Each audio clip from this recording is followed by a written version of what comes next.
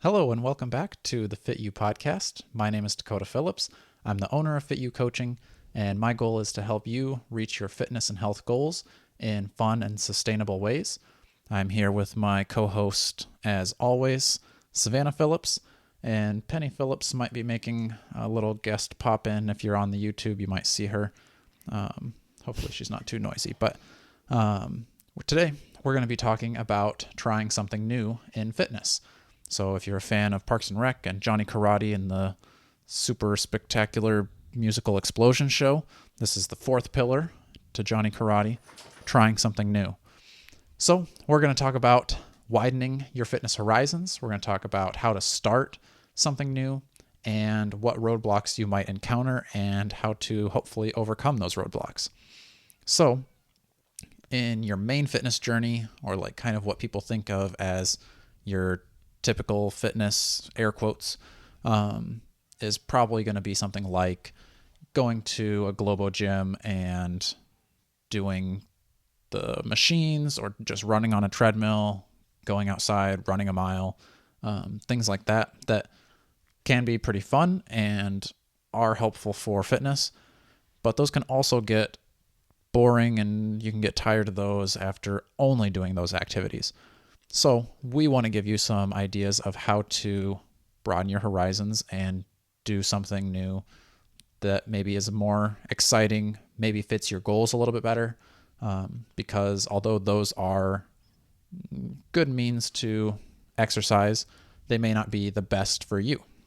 Or maybe this will just be a podcast where you find out that there's lots of things that you're doing in your daily life that are fitness, and you need to stop beating yourself up for not going into a gym and lifting weights if you're finding ways to be fit in other ways. Exactly.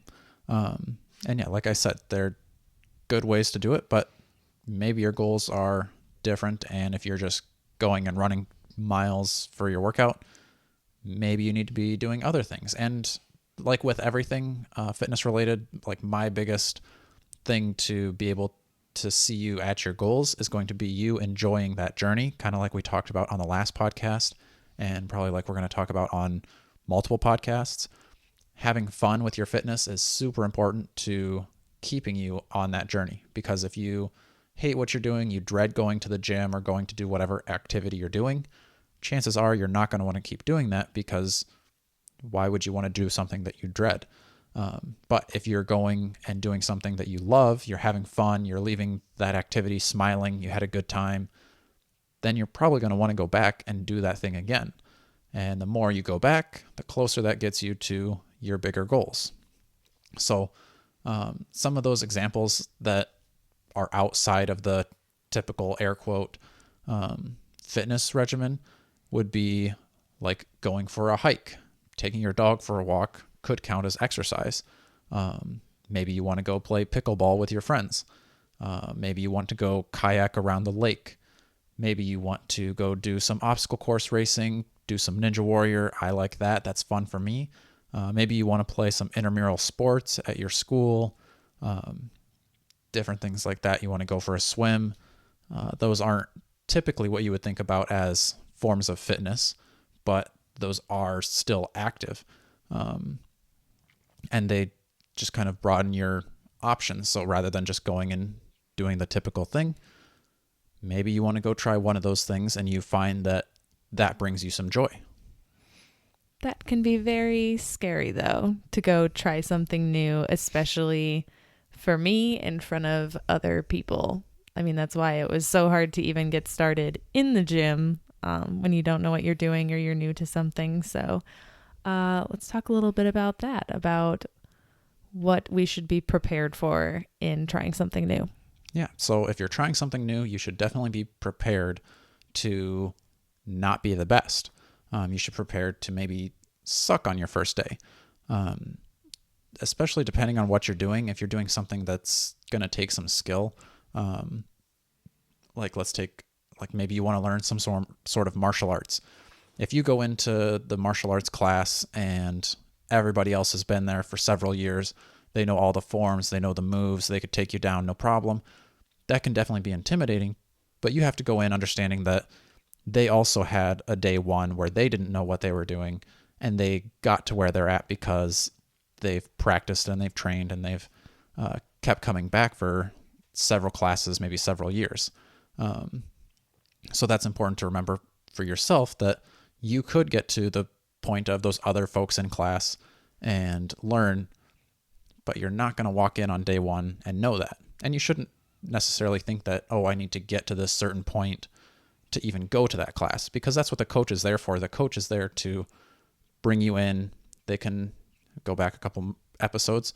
They can modify that class for you to make sure that you're able to still get a good workout or still do those skills or build up to those skills. And even with any just general fitness class, if you haven't been working out for a while, like you said, that can be intimidating. You're like, oh, I'm so out of shape. I got to go like get fit before I go to class. The class is there to get you fit. They're going to give you those modifications. They'll tell you how to do the workout to fit you. Fit you? I'll see if I can work that into every episode. Always. But they're going to do those modifications to make sure that those workouts fit you. Make sure that you're still able to be a part of that class at your specific level. Okay, and I am thinking of the flip side of that, of remember, this is still trying something new. This isn't how to master something. This is trying a thing that you've never done before that you don't even know whether you're going to like. So you also need to be prepared to not like things and move on. So I think the big difference there is still recognizing the I'm not going to be good at this right away. So you need to be self-reflective so that you can discern, am I just bad at this right now and I want to get better? Or am I just really not getting any joy from this activity and that's okay and I should try something different? Definitely. And that is a good distinction to have between the two, because like we've said, you aren't going to walk in and be an expert on day one. So know whether that feeling is just like, oh man, this kind of stinks. I wasn't as good as everybody else. They were all doing super cool stuff and I was just doing the basics. You have to learn those basics before you can do the super cool stuff. But you can also gauge maybe after a class or two, or give it a good try, do it for a month. And then if you're just like, you know what, this just really isn't super fun, I don't enjoy what I'm doing here, that's totally fine, because like we said earlier, there's tons of different things you can try. So you can go try out a class. Maybe this martial art wasn't for me. Maybe I want to go try the ninja gym out, play on the obstacles. Maybe I find that more fun. But maybe even that second thing, you still are like, you know what, this was better, but it still wasn't really bringing me that joy that I'm looking for. Then maybe you go over and try steel mace and you try that out, see if you enjoy it. And you keep trying new things, because the possibilities are endless. And something out there is going to be something that brings you joy. That brings me to the last thing that I wanted to talk about with this, is be prepared to move on, because this is not an episode about you have to try new things until you find the thing that you love and then you do it forever. Mm-hmm. This is, you try new things, and this is a lifelong journey of experimentation. So you might find something and be like, no, I actually do want to get good at this. And you fall in love with it and you do it for months, maybe a year, maybe multiple years. And then you've mastered whatever you're doing, or maybe you haven't mastered it, but you know, the joy has worn off and your mind is kind of wandering. It's just not giving you what it used to. Okay, move on. Sell the equipment and move on. That's totally fine. That means it's time to start something new again. And that's 100% life. Mm-hmm. Yeah, exactly. And I mean, from personal experience for myself, I started out being super active in all the like school sports, YMCA sports, doing everything kind of like geared towards that. And then after school sports, started doing more just like traditional bodybuilding-ish workouts, not necessarily trying to be a bodybuilder, but just doing those kind of like typical gym workouts. And then after a while, got kind of tired of that. I wanted to shake things up. That's when I found CrossFit. I loved CrossFit for like 2 or 3 years. volunteered at the games. It was super fun. I watched all the YouTube videos. And then that kind of started to wear off where it wasn't bringing me the same joy that it used to. And then that's when I kind of found steel mace, found something that was a little bit more creative, kind of brought in like almost a dance aspect to my fitness that I wouldn't say I'm a good dancer, but if a steel mace is my dance partner, then maybe I'm a little bit better. And that was fun. And that's what I love doing now. That's what I love showing people, teaching them how to use a steel mace and hopefully bringing that joy and excitement by something new, because most people have never used a steel mace. So it's probably going to be something new for you. There's going to be that skill curve where you're going to start out doing the basics and then you'll start to learn how to flow and move a little bit more free with the mace and kind of explore the different movements. And something that I've seen you do really well over the years is as you've transitioned from one thing to the next, there was no beating up on yourself. There was no, oh, I should keep going with that. You were ready to tackle the next thing and there was no shame about dropping the last thing. I think so many people will start an activity, really enjoy it for a long time. It doesn't matter what it is. It could be yoga, it could be weights, it could be whatever you are enjoying. And then you are ready to move on to the next thing, but you've already set this expectation with yourself too much that you're a person that does yoga or you're a person that does whatever exercise. And then it's not bringing you as much joy. You get less consistent with it. But then every time you walk by your yoga mat, you tell myself, oh my gosh, I should be doing that. I haven't done that. I'm not keeping up with my fitness routine. Stop eating yourself up. Stop looking at that same equipment. That's why I said sell the equipment and move on. Because if it's not there for you anymore, or maybe you just want to do it occasionally, go ahead and keep it. But don't tell yourself that because you started something or you had a routine going, that has to be the routine that you maintain forever. Exactly. Yeah. Feel free to move on to the next thing. And like you said, you can keep it there to go back and occasionally do that thing that you used to like, because maybe you still enjoy it, but it's not the thing that you want to be doing on the day-to-day basis. Maybe you just want to do it once in a while. Keep it in your back pocket to pull out. But if all you're doing is holding that equipment so that you can shame yourself every time you see it, then get rid of it and move on to the next thing. Yeah, because there's always going to be new things out there for you to try. And you should be ready to move on to that regardless of whether you feel like you should be doing something, or maybe you were in a class and you're thinking, oh, what are the other classmates going to think if I stop showing up? Those people will probably miss you because you're such a great person, but the new class that you join is also probably going to love having you there. And then you're going to love getting to learn those new skills. So yeah, let's talk a little bit more about those insecurities, especially with that, what are other people going to think? Because I mean, that's on the leaving side, but on the starting something new side, when you walk into a gym and you're probably going to be bad at it, and you want to look around and say, oh my gosh, everybody is definitely judging me. I'm so bad and everybody can see. What do you think people are actually thinking when they see a new person trying something out? Yeah, I can almost guarantee you that those people are way more excited to see you. And no one is thinking like, oh, there's this new person walking in. They're not going to know what's going on. Those people are going to be super excited to be the ones to help you get to where they're at, because they remember how much fun it was to learn their new skill, to be a part of their class, and they kind of have that community going, and they're going to want to show you the ropes. So like Ninja is a great example of that for me, because I coach at a Ninja gym. There's open gyms, there's classes, and the people that have been there doing the obstacles for a while love when new people come in. They get super excited. They're like, oh, come try out these new things. This is what I've been working on. Here's a good way to we can make this your level and then maybe work your way up. And people are super supportive, always excited for new people to come in. And that's what's going to make that even more fun. And it just kind of gives you some peace of mind knowing that you're not walking into a whole bunch of people that are going to be judging you. You can think about, these people are going to be excited to see me because their community is growing. More people are enjoying the thing that they also enjoy. And that's just fun for everyone.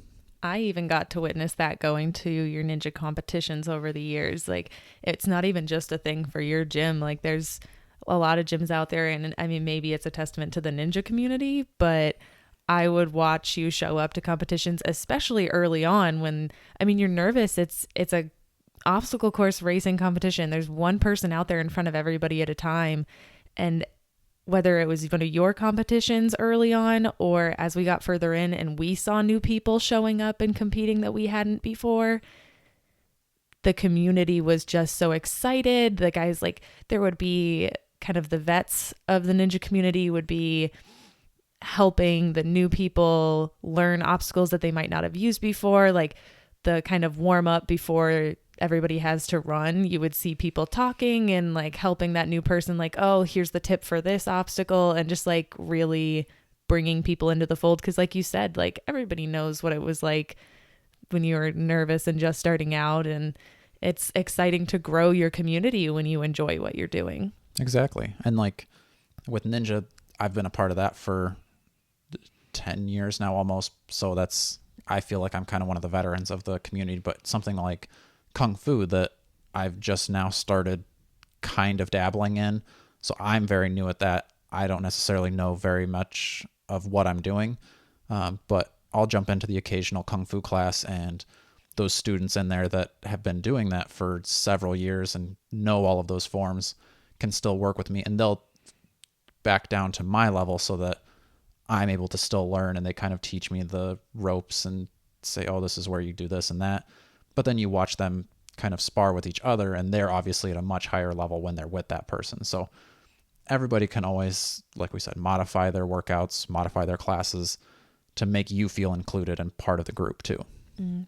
And that's not to say that every single person that you ever meet when you go to work out is going to be nice, but the majority consensus is going to be that people want to see their community grow, or they're going to sympathize with you and what it felt like to be new at that. And if somebody's not, if you get weird vibes from certain people, that has more to say about them than it does about you trying something new, because they're probably still feeling insecure themselves if they're bringing things up to you. Exactly. Yeah. The majority of what you're going to see is supportive folks, happy to welcome you into the group.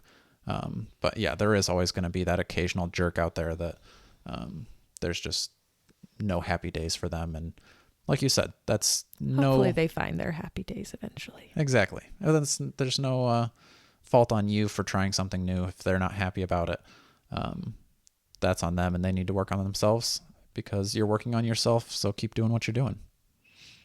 Yeah.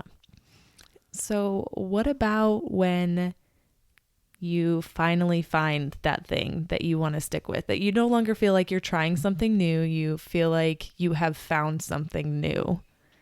Yeah. So if you have done the classes for a little bit, tried that thing, and you decide this is bringing me tons of joy, I love this, I'm so excited to come back and do this again, then by all means, jump all the way in.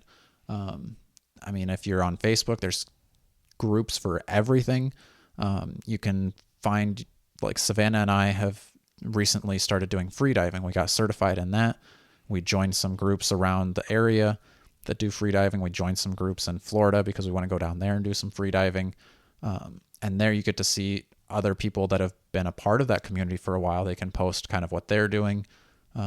Maybe you can find some gear that maybe they've kind of surpassed their level of needing that, and they can pass down that beginner gear to some of the new folks coming in. You can maybe find it at a discount. And then you can always ask your questions there, like, hey guys, I'm thinking about making a vacation trip down to Florida. Where should I go freediving? They can tell you all the spots, who to go with. You can get together a group to go do that thing. And then, yeah, depending on kind of what your newfound interest is, you can join that community, maybe several different groups, or like I said, we've been saying like join a class, but find those like-minded people. And I feel like freediving is also like a really good example of, for me, I love to swim. It's my new thing. It was my level up. I was getting, kind of stuck in the repetitiveness of lap swimming, and I love swimming, but I needed that new challenge. And that's also a thing with starting something new, is it doesn't have to be something completely new. I took lap swimming and I upped it to breath hold diving. So now we can dive down up to 55 feet under our certification. So it just has opened up a whole new realm of swimming for us to explore and dive into, literally. But yeah, it's definitely been super exciting. We did just like initial training on our own and got into the certification and passed it. But then it was like, okay, we started the new thing. Where do we go from here? And that's when we found the Facebook groups, and our trainer that certified us was really good about getting us into our first Facebook group, and that helped us find some others. And once you're a part of that community, that really helps you expand on it. And community is a whole part of fitness. So once you find something that you love, it is super important to really jump into the community too. Exactly. And then once you find that interest that you have, like you said, you enjoyed lap swimming before, and now you've kind of taken that to the next level of free diving, that kind of gives your lap swimming a little bit more purpose. Like you've kind of found maybe more of that long-term goal, like from the last episode, or maybe your why of like, why am I doing lap swimming? Because I want to be better at free diving, rather than just, I like going and swimming, so I'm just going to like swim random amounts of laps to just swim, which is fine if you enjoy the thing for the thing. For a long time, that was all I needed. It definitely brought me a lot of peace, and I felt so energized after just going and getting a good swim in. Yeah. Switching to different strokes, and then I would just go as long as I felt. But yeah, after a while, I wanted something different. So now when I get in the pool, I adapt it. It has become more of a short-term goal to be able to do different things during lap swim that I think will help me when I want to go diving. Exactly. And that's also a testament, like we said in the last episode, of things can change. Your interests can change, your goals can change, and nothing is necessarily set in stone. You'll maybe find some new things and kind of expand on the things that you enjoy. Maybe you found swimming and you love it, and then maybe like Savannah and I, you decide, I'm going to go to that next level of this interest to kind of a subcategory of that interest. And that's kind of the fun of that too, is you can keep exploring. So if you're still looking for something, you're not sure what you want to do, you need kind of some more guidance into like, what should I try next? You can always set up a coaching call on the website, www.fitucoaching.com. Go to the contact area, fill out your information. We can get on a Zoom call, kind of talk about what you've done before, what you enjoy doing, or what you maybe think you might enjoy doing. And whether that's with me, I think steel mace is a great thing for people to try. There's tons of different uses for it. Just a lot of fun, creativity, different movements that you've probably never done before that you put together. And I think it's super fun and cool. But even if that's not for you, I'd love to help you find the next thing that you do love. And even if you do decide to join FitU and do like even one-on-one coaching, I don't expect the people that I coach with to stick with me for the rest of their life. I want to get you to your goals. And like we said, your goals can shift and change. If you decide you want to become like a professional boxer, I'm probably not the best coach for you for that. So I can help you on your initial fitness journey. And then maybe I'll help you find your professional boxing coach, or help you get to that next passion that you now have. So I don't expect you to want to be coached by me forever. Hopefully, maybe I can learn something new. When you learn to become a professional boxer, you can maybe do a boxing class with me. So yeah, if you need help finding those, like I said, though, feel free to reach out. You can also comment on any of the social medias, Instagram, FitU_coaching. Leave a comment if you're on YouTube. Depending on the way you're listening to this podcast, make sure you're liking, sharing, subscribing. Send us a message. We'll get back to you on those and help you find the next passion that you're excited about. It's a little bit of trial and error, but it's definitely worth it when you find your next thing. 100%. Thanks for listening. Thank you.